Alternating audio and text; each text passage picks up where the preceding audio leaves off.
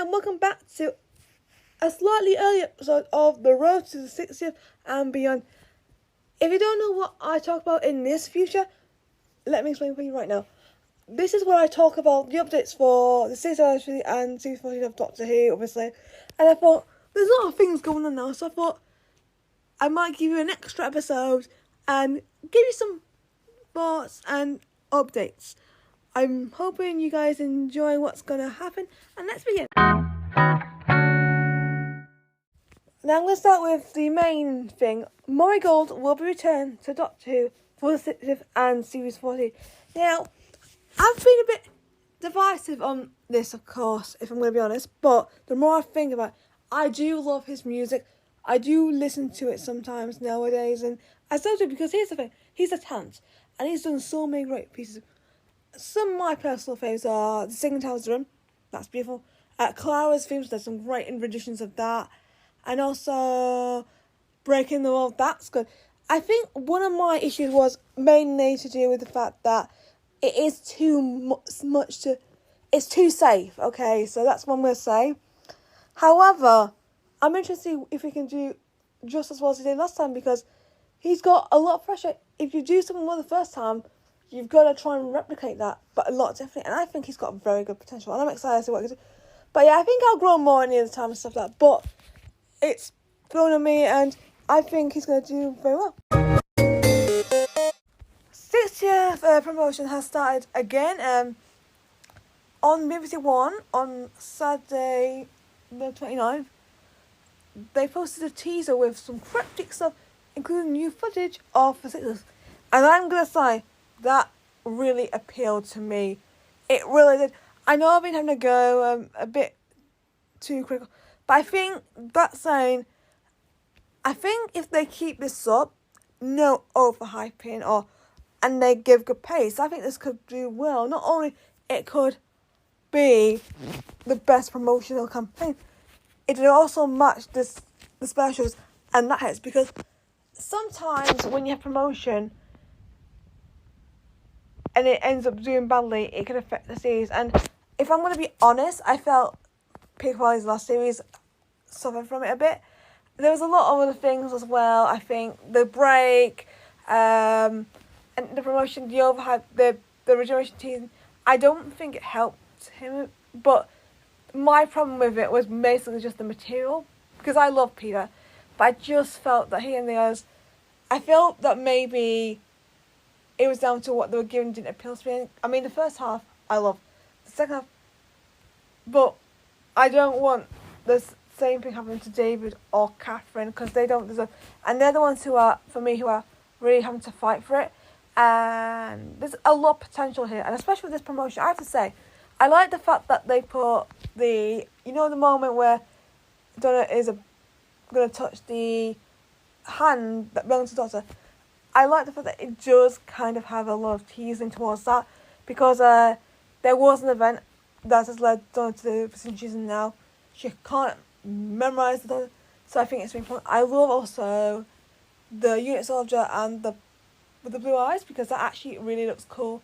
And a lot of people have actually been saying this could be a live adaptation of the Star Beast, which was a comic version of a comic, and it does look like it feels like it's gonna be the adaptation, but a lot different. And I think that's the point.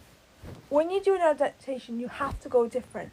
And what Russell does has is he has the added addition of the Doctor and the regeneration situation. So I think that's going to help it stand out, and there will be stuff potentially close to the original, but not taken out. So I think it will work well, and I'm excited to see what it is. But also teasing towards a trailer release or something on the Eurovision final night at 8 o'clock. So I'll be interested to see what happens then. But I think this is where I feel that the show is heading. I'm glad to get the promotion back. I'm glad to be getting the hype back. I just hope this keeps on going, because I think the Malone did a job. Let Doctor Who finally come back after months of me being a bit worried. The directors for the upcoming episodes have been announced. For the 60th remember, we've got Rachel Taylor, Tom Kingsley and Chan Yun. Series 14, we have Dylan Holmes-Williams, Mark Tonderoy, Julian Robinson, Ben Chessel and Jamie Donahue. I'm excited to see what everyone's going to bring because they're all talented, and when we have directors, we all know they're going to bring their own spin and make their group of stories unique. Jinkx Monsoon is also going to be in Series 14. She's playing a villain, and I'm so excited because it's just nice to have a different personality in the show, and it's just nice to see her bring something unique and special, and I'm excited. The Doctor Who magazine has some new guest stars. This consists of Joshi, Ailey Lone, Pete Mahale, Miles Yakini, and Hemi Yoham. Now, this is a really big deal, especially with Pete Mahale, as once again, the second trans character, I believe, but he's the third trans actor to be in the show. And this is a huge win for the trans community because, in my opinion, this is looking good for them, and I'm so happy. I'm excited to see what happens because I've been watching a lot of diverse shows recently, and the fact that Doctor Who is starting to up the ante and cast people who represent communities, it allows them to be represented. And I think all these guys are going to be very different. I'm excited to see what they do.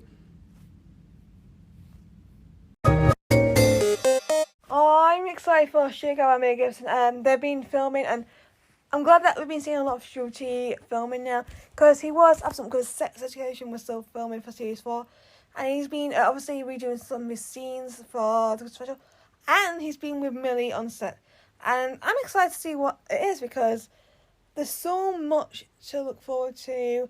I saw the Daily Mail photos and the Pink just showed photos as well, and they do show something worrying. And I like that because we're going to see him having to work through something. It reminds me back to the old days of where the Doctors had, injuries and stuff. So it's good to see that. But I don't know what it is, but I think there could be some closeness with the two characters, the Doctor and Ruby. Also, there seems to be a bit of hand-holding, which has been absent, obviously. I'm pretty sure there'll be a reason for that, and of course, COVID. But yeah, it's just nice to see it again. I just don't get why. I understand social awkwardness with 13, and I think with 12, I think also there was something about him, no huggies. But it's good to see it back, and I don't know if they will overdo it, but what happens, we get. So, and I just think there's so much to talk about. I mean, also Jinkx Monsoon as well, filming. We didn't see much of a film, but she has been along with this guy who looks like he's a conductor or something. I don't know what it is, but he was seen on the set in Bristol. Also, Anita Dobson also was seen on set, which is amazing. She's originally, she said she was playing Mrs. Flood, but apparently she said she's playing Mrs. Flood now. I don't know what the name's going to be, but I'm confused, so I'll be interested to know who Anita's playing, but that's all we know for that so far. Thank you for joining me for another episode of The Road to 60th and Beyond. I'm hoping to do another episode very soon where I'm going to be talking about, of course, more filming and, of course, the 60th and what happens with the promotion and any more announcements. Thank you for watching, and I'll see you all next time. Bye, everyone. Thank you for listening to the podcast. Subscribe to Phasma and Jarens and stay tuned for more podcasts. See ya!